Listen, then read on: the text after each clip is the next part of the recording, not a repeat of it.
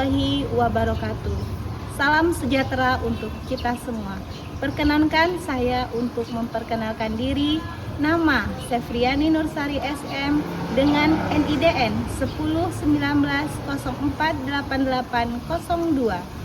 Saya berlatar belakang pendidikan D4 Bidan Pendidik dan strata 2 Kesehatan Masyarakat dengan peminatan Kesehatan Reproduksi.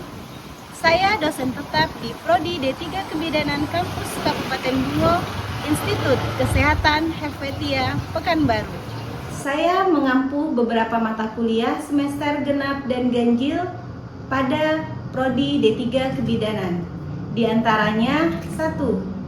Asuhan kebidanan kehamilan. Yang kedua, asuhan kebidanan ibu bersalin, bayi dan baru lahir. Yang ketiga, kesehatan perempuan dan perencanaan keluarga atau KB. Yang keempat, keterampilan klinik praktek kebidanan. Yang kelima, anatomi dan fisiologi. Yang keenam, komunikasi dan konseling dalam kebidanan. Yang ketujuh, ilmu sosial budaya dasar. Pada kesempatan kali ini, saya akan menjelaskan mata kuliah yang saya ampuh, yaitu Kesehatan Perempuan dan Perencanaan Keluarga atau KB dengan kode mata kuliah BD I416. Mata kuliah ini wajib diambil di semester 4 dengan bobot 4 SKS, 2 teori dan 2 praktik.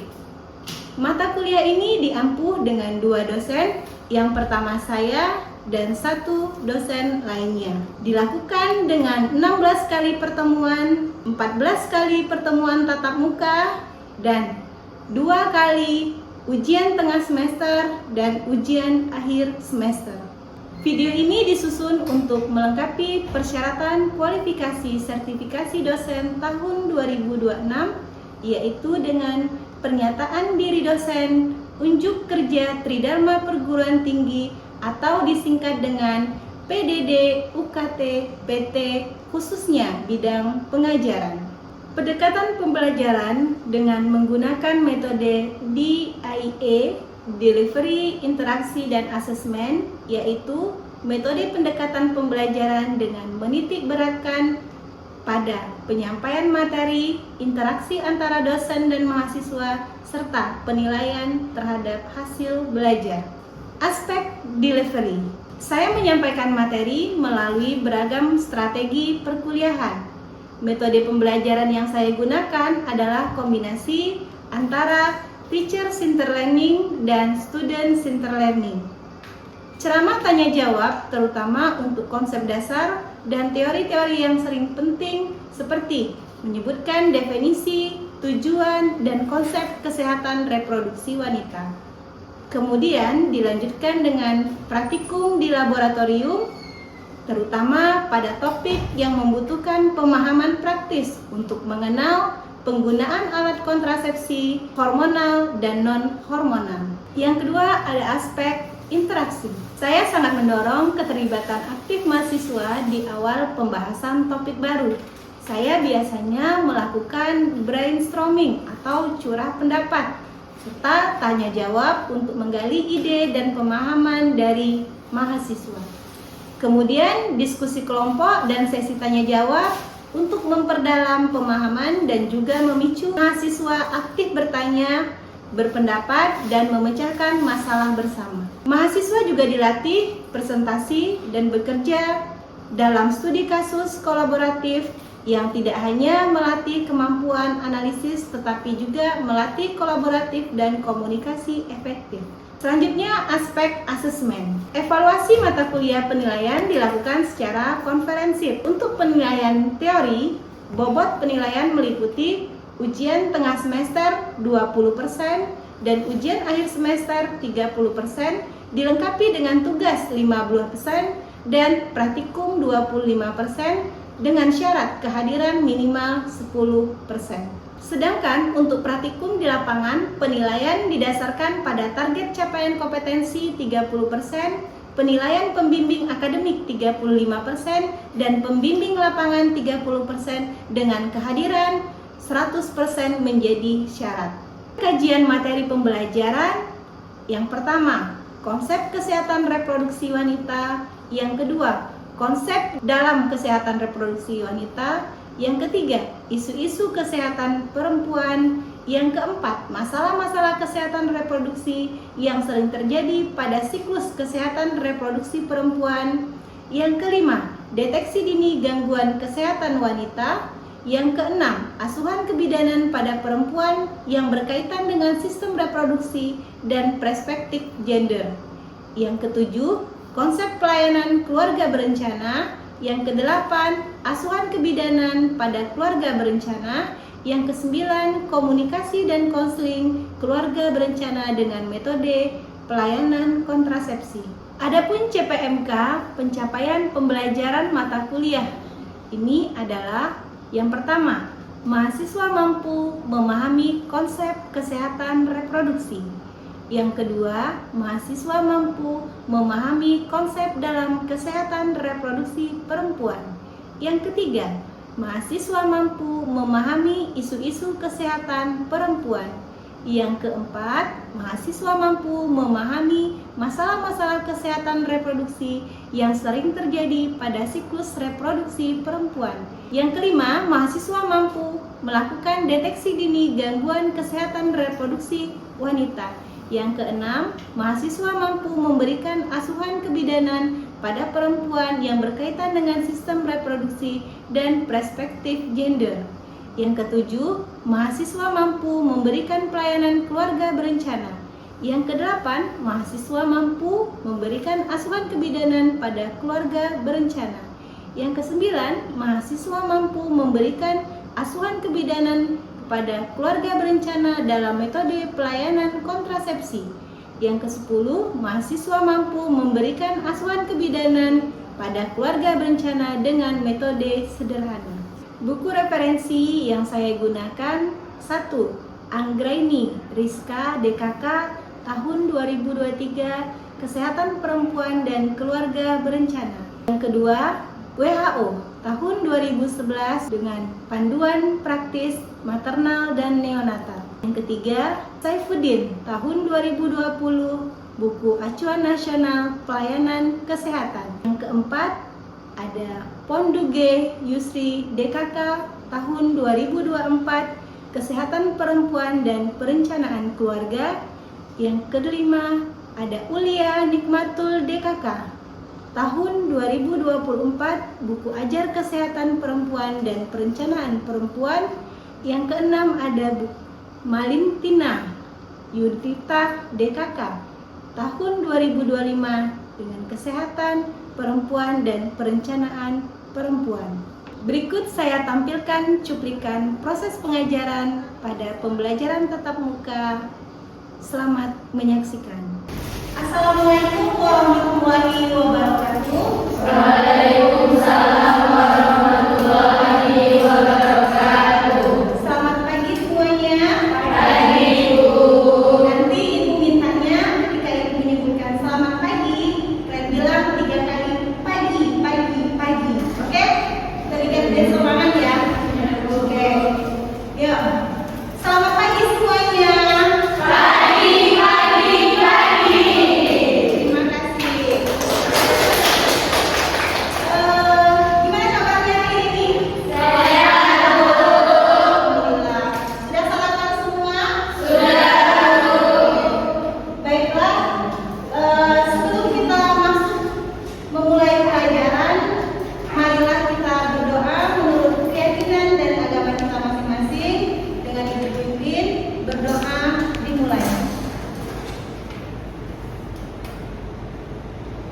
Berdoa selesai. Oke, untuk hari ini apakah semuanya hadir? Hadir, Bu. Oke, nanti silakan isi absennya untuk berjalan. Baiklah, sebelum Ibu memasuki materi yang mau kita pelajari hari ini, sedikit Ibu menginterview masalah pertemuan yang kemarin. Ya, masih ingat nggak materi yang kemarin? Masih, Bu. Ya, kira-kira apa nih materi kita yang kemarin? Masalah kesehatan dalam Destro. Ayo, siapa yang masih ingat apa saja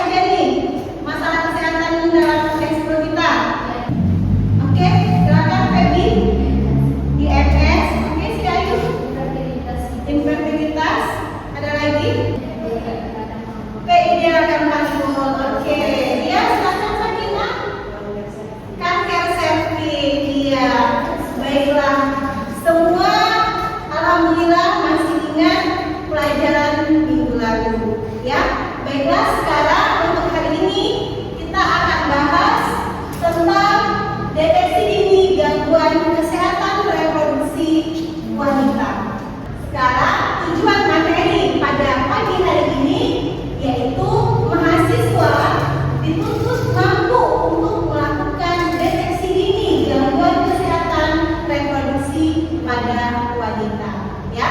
Jadi nanti pokoknya di akhir pembelajaran ini mahasiswa dituntut untuk bisa mampu bagaimana cara mendeteksi masalah kesehatan yang terjadi pada reproduksi wanita. Apa nih yang Anda ketahui tentang gangguan cash flow pada wanita?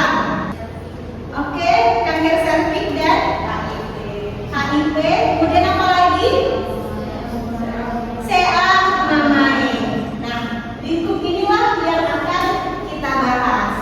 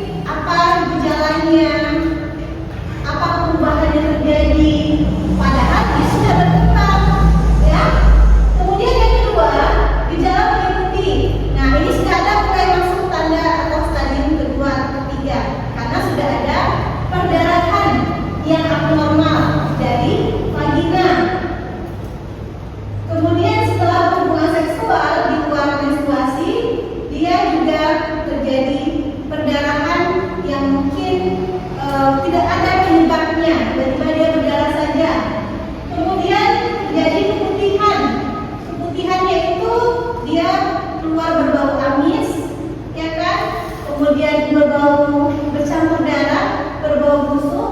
Kemudian dia tipe seorang wanita itu dia mengeluh punya keluhan nyeri panggul, ya nyeri panggul.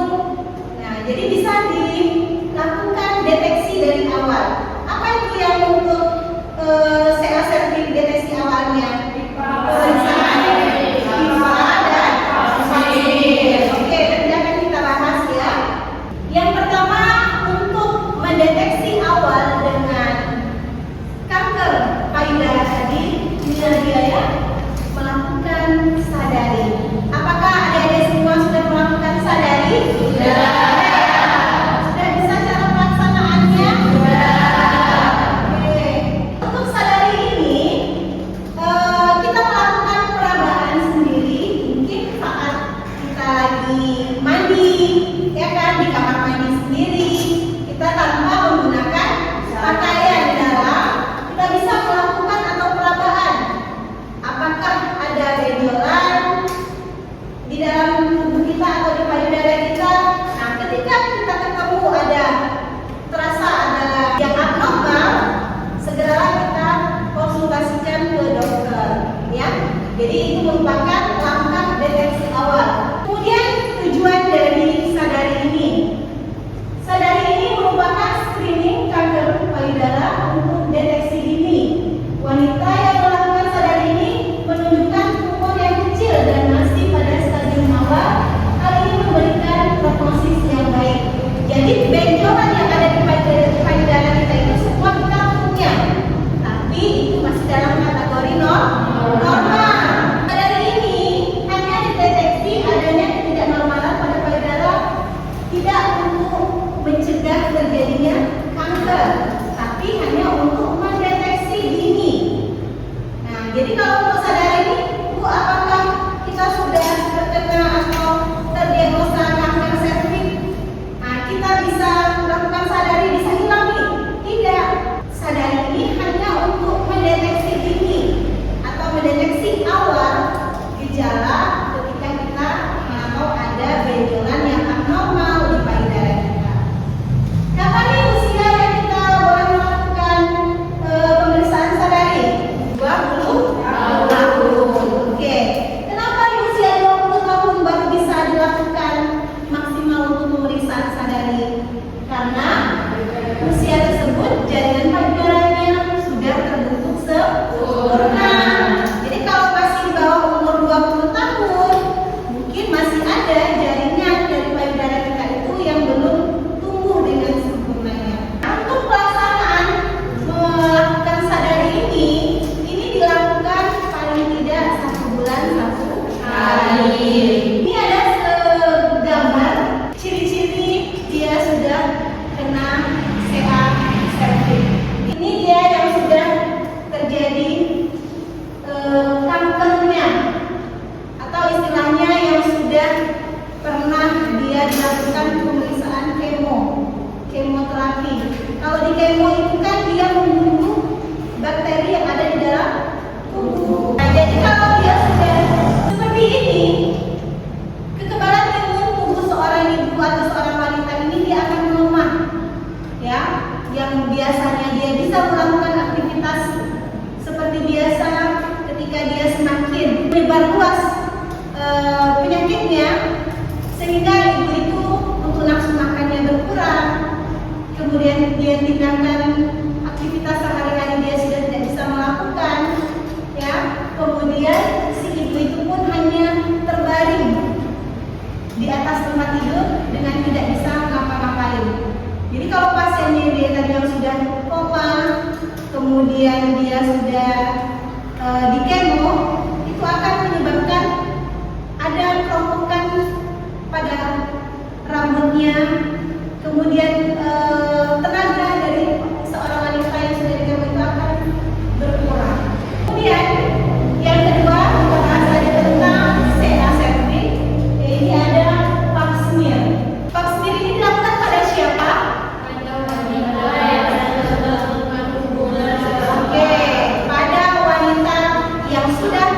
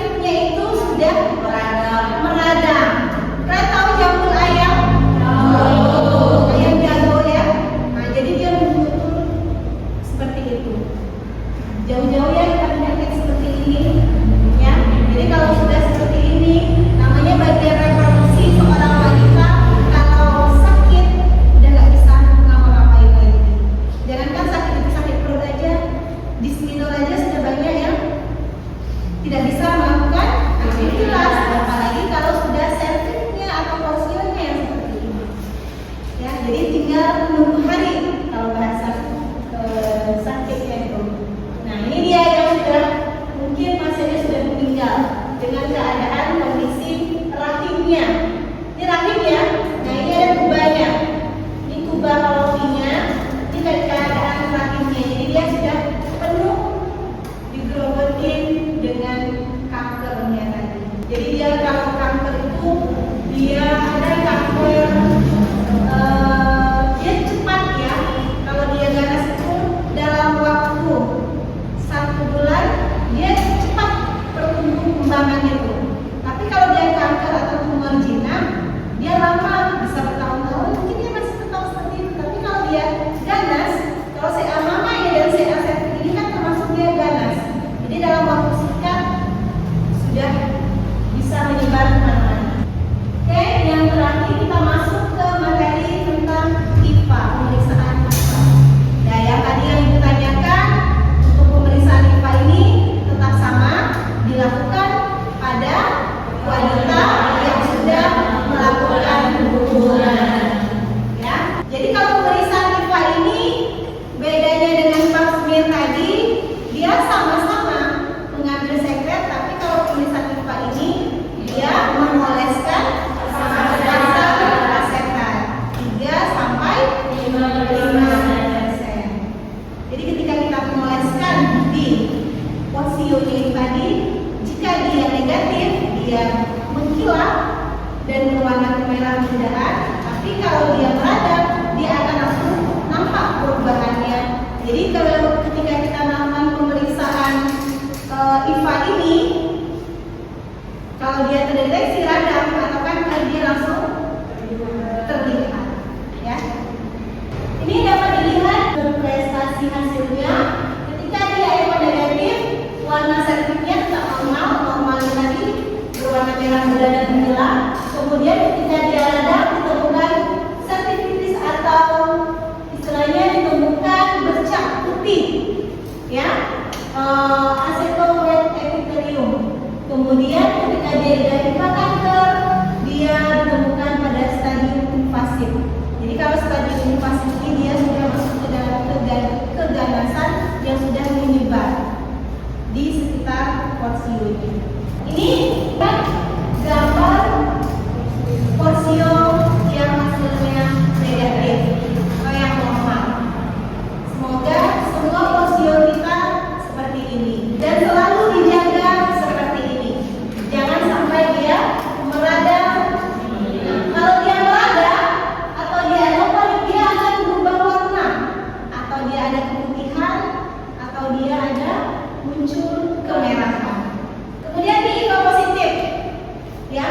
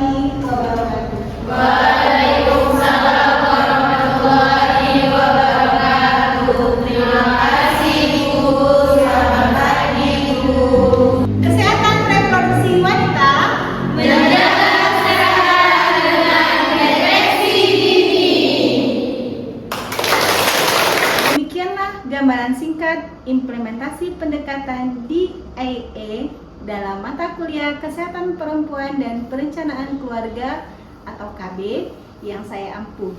Saya berkomitmen untuk terus meningkatkan kualitas pembelajaran dan menghasilkan lulusan yang kompeten dan siap berkontribusi dalam peningkatan kesehatan reproduksi seluruh wanita di Indonesia. Terima kasih atas perhatiannya. Wassalamualaikum warahmatullahi wabarakatuh.